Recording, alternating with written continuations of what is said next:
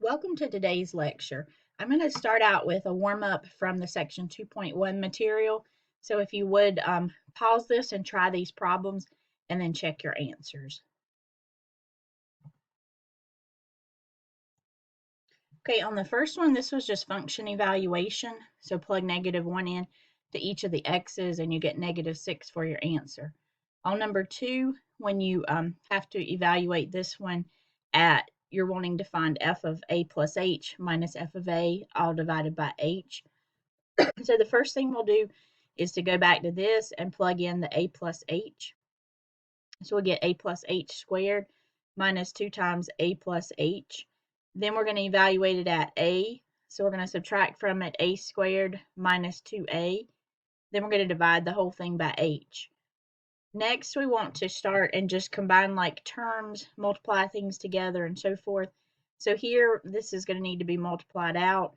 Here we can distribute the 2 through, and then we will distribute the negative through. We'll need to FOIL this out, and we'll get these 3 terms. And then once we start combining like terms together, we see that we get a lot of things to cancel, and it simplifies down for us. We can subtract an h out as a GCF from the numerator, and then those h's cancel, and we're left with this as our final answer here. Okay, for the domain, anytime we have a radical, we need to make sure that that is either positive or 0.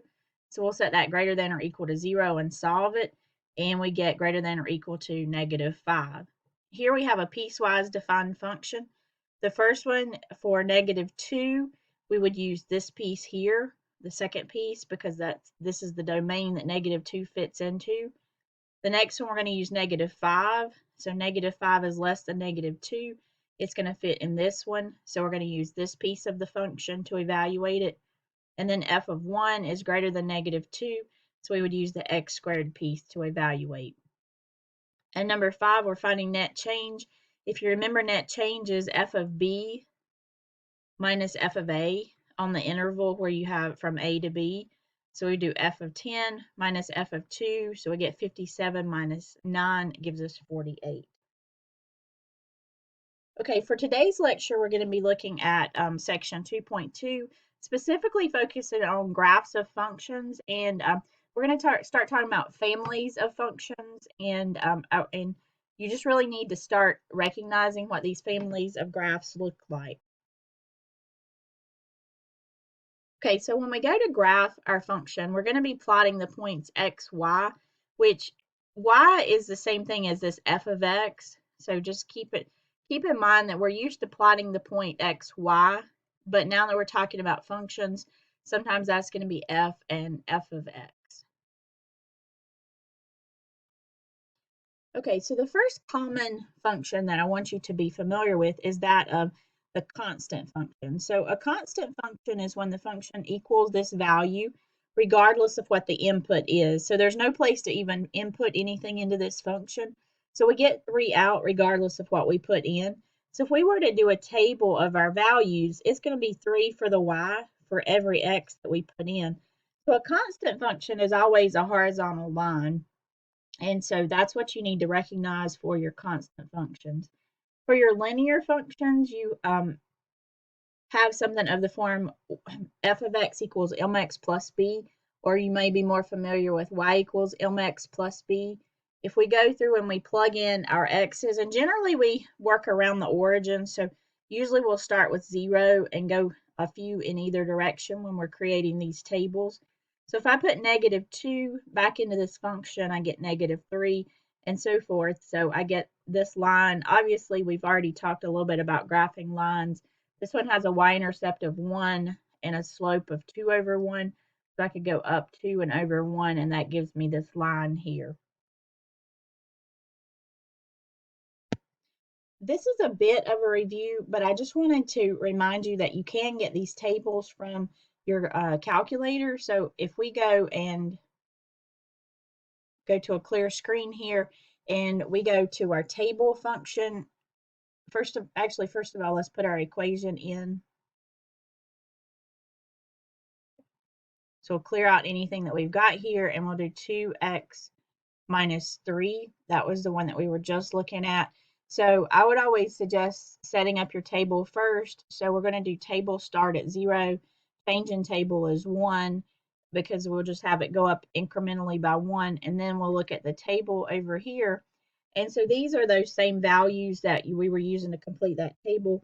So just kind of scroll up and you can see that there's other values listed here. You can fill in any table that you need by using the calculator to help you there. Moving on to our next type of function, and that's a power function.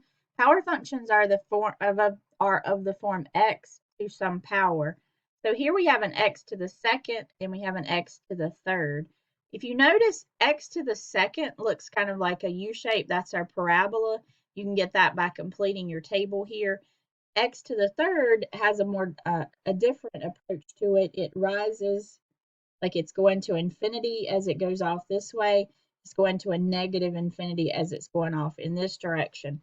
This is going to be true for any even powers that we have. So if we have x to the 4th, x to the 8th, x to the 10th, they're all going to have somewhat of a U shape. As these get, as the power gets higher, they get a little bit flatter.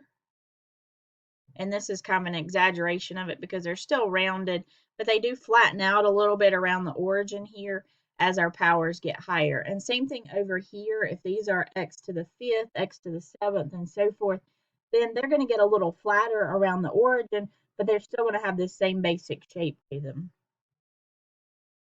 Okay, root functions are the next type that we want to look at. So a root function is anything of the form x to the 1 over n. So we're talking about x to the 1/3, x to the 1/2, x to the 1/5, and so forth. So any that have an even index, and we know that the square root has an understood 2, anything with an even index is going to look like this graph here. And if it has an odd index, it's actually going to come and have another part to the graph that looks something like this. So those are your root functions. Your reciprocal functions are of the form 1 over x to the nth, and you can see the table here. If you look at these, what we have is if n is an odd power, we're going to have the graph being in the first and third quadrants. And if it's an even power, it's going to be in the first and second quadrants. So, so that is important to know that characteristic. Here you've got 1 over x to the third, so that's an odd power, so we're in the first and third quadrants. Here we're in an even power, so we're in the first and second quadrants. The absolute value function is always like a V because of the way that it does the absolute values. The absolute value of -3 is 3, and also of 3 is the absolute value of +3 is 3. So when we plot those points, we get a V shape, and you would expect a V shape for any absolute value function. Okay, so I call these our graph families because as we move on in chapter 2, we're going to talk about translations of these basic graphs. The better you know these basic graphs, then the easier the rest of the chapter is going to be. So you want to become familiar with these and also like know which type of equations are going to look like which type of graph. So I have an exercise here for you. There's lots of different functions on this page. I would like for you to pause this and see if you compare each of these with the general shape on this previous slide here. So, so go through and decide, like for instance, this first one, this is going to be considered a power function. If you're not sure about it, type it in your calculator and kind of see. But this will be a power function with a degree of 3. So if I'm looking back over here, then this is a power function with an odd degree. So it's going to have this general shape to it. Now, it may have a few more bumps along the way, but it's going to have this general shape. So what I'd like for you to do is to do that for each one of these and see which one of these, which one of the families it belongs to.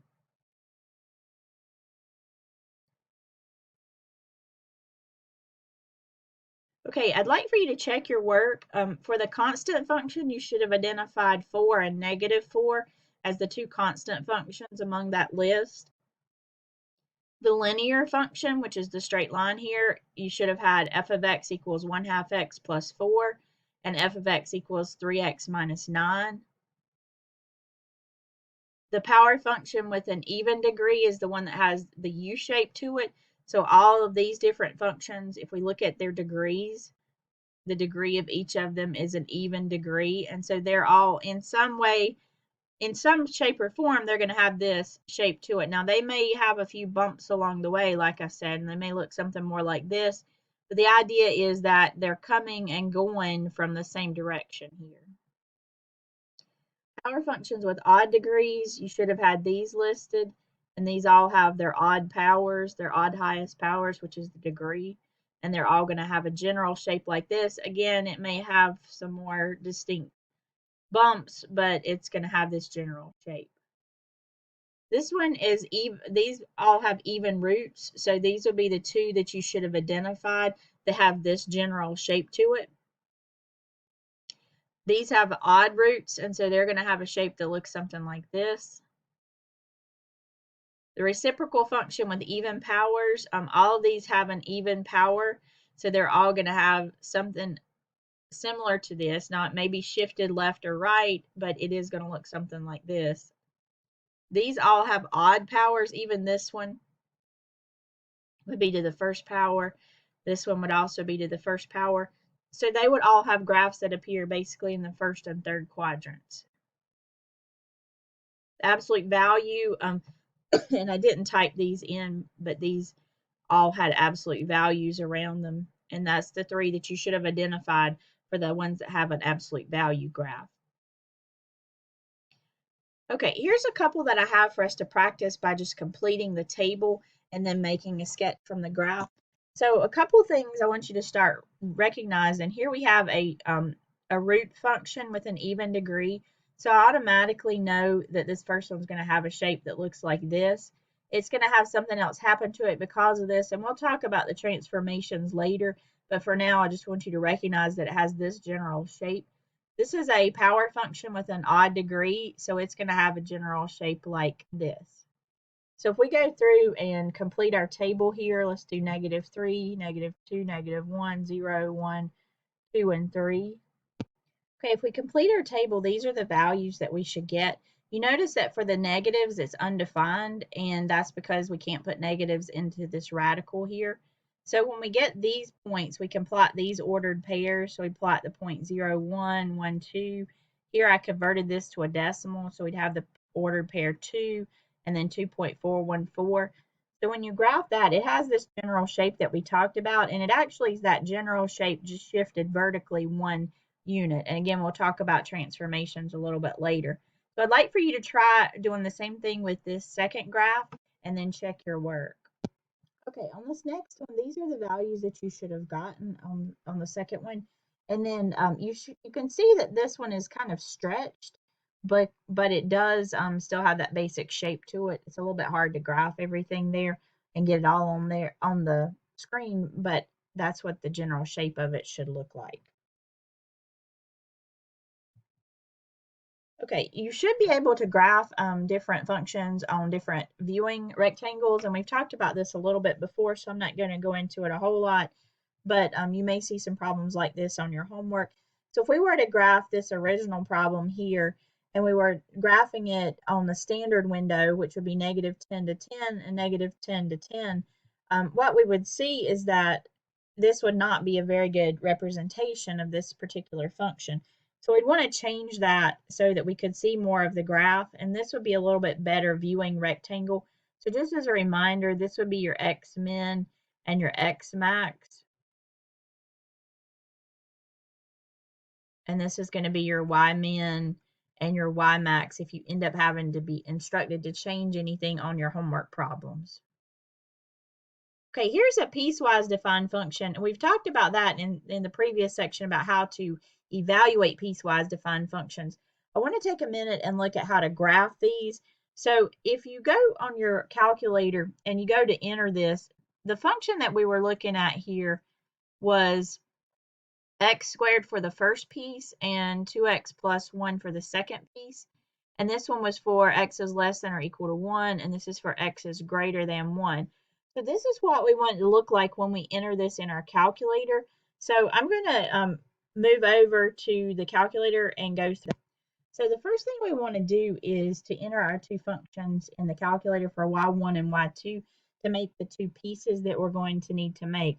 And then as far as graphing them, what we want to do is we're going to have to go in and tell it the domain that we're going to be working on here. So we're going to go up and do the first one. Okay, so once you get past the function itself, we're going to put in the division sign. And the calculator is actually going to understand that it's not going to be dividing. It's going to understand when you put this notation like this that it's defining it as a piecewise defined function. So you're going to go parentheses, and then we're going to, for this one, we were putting in x is less than or equal to 1. So we'll put the x. We're going to go to the test menu, which is second math. And we want to choose less than or equal, which is 6. And we said 1 for that. Then we're going to go down and do the same thing for this second function. Put the division sign, parenthesis, x. This time we want the greater than symbol, so we're going to go back to that same test menu. We're going to choose greater than and 1, close the parenthesis, and graph.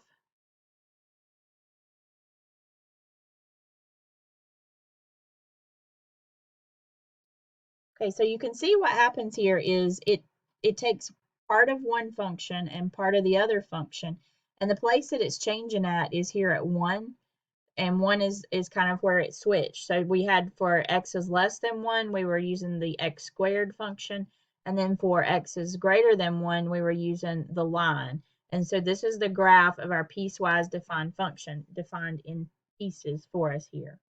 So just to talk through it a little bit more, you've got this x squared.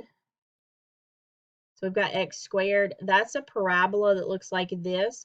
So we want to use the parabola for the part that x is less than or equal to 1. So here is the point at 1. So basically we're going to cut this off here at 1. We're going to throw away this other part, so that's not going to be there anymore. Then when I go over and look at the line, if x is greater than 1, then we graph the line. So we know how to graph a line. We have a y-intercept of 1 and a slope of 2. So we're going to use this line, but only for x is greater than 1. So here's 1. Okay. So we're going to throw away this part.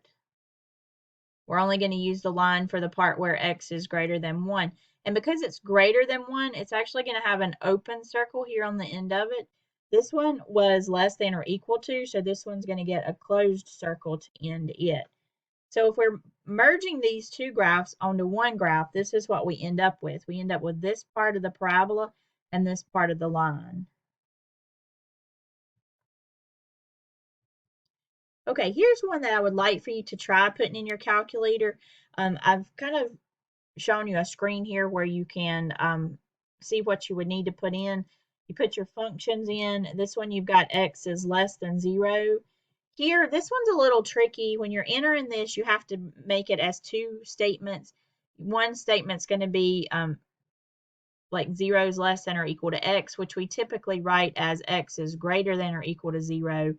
And then you have to join it with the word and then if you're going to join it with the word and, then you're going to have the second part here, which is x is less than or equal to 3. You have to type it in a little bit different. As you see here, and is actually located on the logic menu. So if you go to math,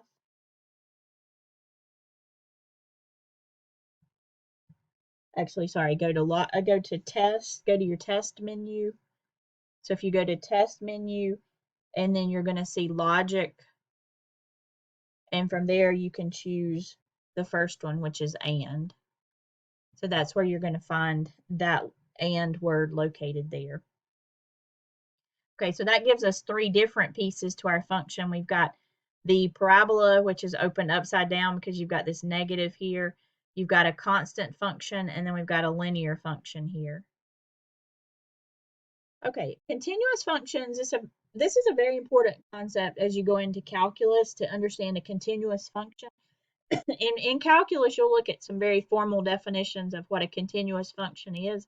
But for now, basically, you just need to understand that a continuous function is a graph that has no breaks or holes in it. So if I were to draw this graph and I don't have to pick my pencil up anywhere, then it's a continuous function. here, this is that graph we just looked at. I do have to pick my pencil up to go from here to here. So it has a break or a gap there, and therefore it is not going to be continuous. The vertical line test is a test that allows us to look at a function's graph and determine if it is in fact a function. So if we can draw any vertical line and it touches our function more than once, then it's not, well, if it touches our graph more than once, then it's not a function. So like here, it doesn't really matter where I draw my line at, my vertical line, it's only going to touch this graph one time. Over here, I could draw it here and it would only touch one time, but there's other places that it would touch twice. So as long as there's any place that it touches twice, it's not going to be a function. Okay, and that's called the vertical line test that tells us that. If we look at these graphs, take a minute to decide whether you think they represent functions or not, and then I'll give you the answers you should have gotten.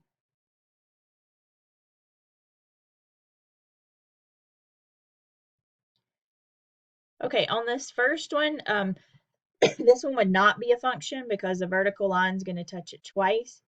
This one would be a function, even though it looks like this starts going vertical here and would maybe fail that. On functions like, on graphs like this, they're actually kind of going up and out all at the same time. So they're not going out here, they're not going to be failing your vertical line test.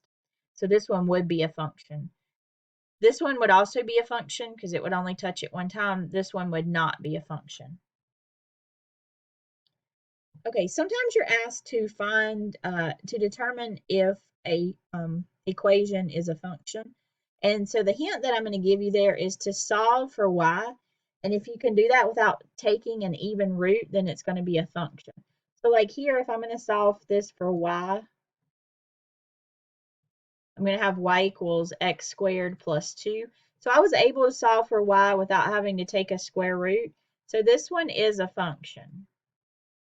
If I look at this one and I'm solving for y, I'm going to have y squared equals 4 minus x squared. So I've got to take the square root, and I get y equals plus or minus the square root of 4 minus x squared. So by taking this, the square root, I have to consider this plus or minus. So basically what that tells me is that for each x I put in, I'm going to get two y values out, and that is going to go against our definition of a function. So this would not be a function. Okay, so in determining the representation here, this is looking at another couple examples with the vertical line test. This one would pass and this one would not pass the vertical line test. And just kind of as a recap, these are the common functions that you should have become familiar with during today's lesson. We didn't really talk about the greatest integer function. It's not a very common function that we see used. Okay, so that takes us to the end of today's lesson. Keep up with your WebAssign homework and ask questions when you have them. Thank you and have a good day.